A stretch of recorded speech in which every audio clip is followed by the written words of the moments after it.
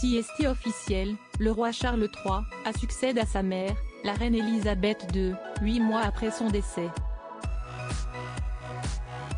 Et si 70 années se sont écoulées entre ces deux couronnements, si est-il la première fois que l'audience d'un tel événement peut être comparée?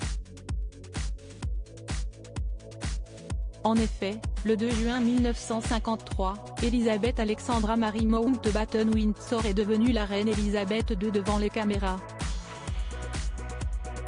Déterminée à faire évoluer la monarchie britannique, et malgré la désapprobation de certains, plus de 27 millions de personnes, à raison de 7 personnes devant un poste de télévision à travers le Royaume-Uni, l'ont vu s'avancer dans l'abbaye de Westminster pour devenir souveraine.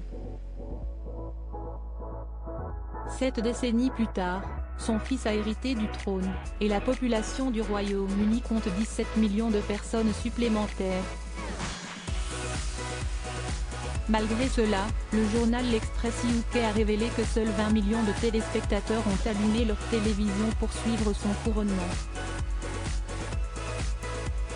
De quoi poser question quant à sa cote de popularité, sachant que le mariage de Kate Middleton et du prince William célébré en avril 2011, avait pour sa part rassemblé plus de 26,3 millions de personnes derrière leurs écrans. Charles III, de prince héritier à roi d'Angleterre, retour sur sa vie en images. Un roi impopulaire? Une faible popularité de l'événement, qui peut s'expliquer par plusieurs facteurs. Alors que la reine Elisabeth II a connu une grande notoriété durant son règne, son fils, quant à lui, a régulièrement essuyé les critiques. A commencer par sa tumultueuse histoire avec Lady Diana, adulée par le peuple britannique, même 25 ans après sa disparition. Présentée par Sa Majesté la Reine, la jeune femme de bonne famille âgée de 19 ans et le prince de 13 ans son aîné s'étaient rapidement fiancés. Mais pour Charles, cette relation n'avait rien d'un conte de fées. Pour preuve, peu avant leur mariage, il avait répondu à un journaliste qui lui demandait s'il était amoureux car tout dépend de ce qu'on appelle être amoureux.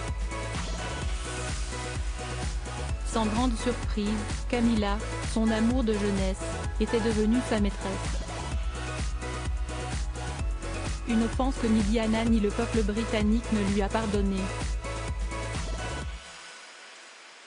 Ce à quoi s'ajoute son âge avancé, qui ne lui offrira pas de règne équivalent à celui de sa défunte mère, ses différends avec son fils cadet, mais aussi la montée des opposants à la royauté. Article écrit en collaboration avec 6 médias. Crédit photo, Backgrid USA.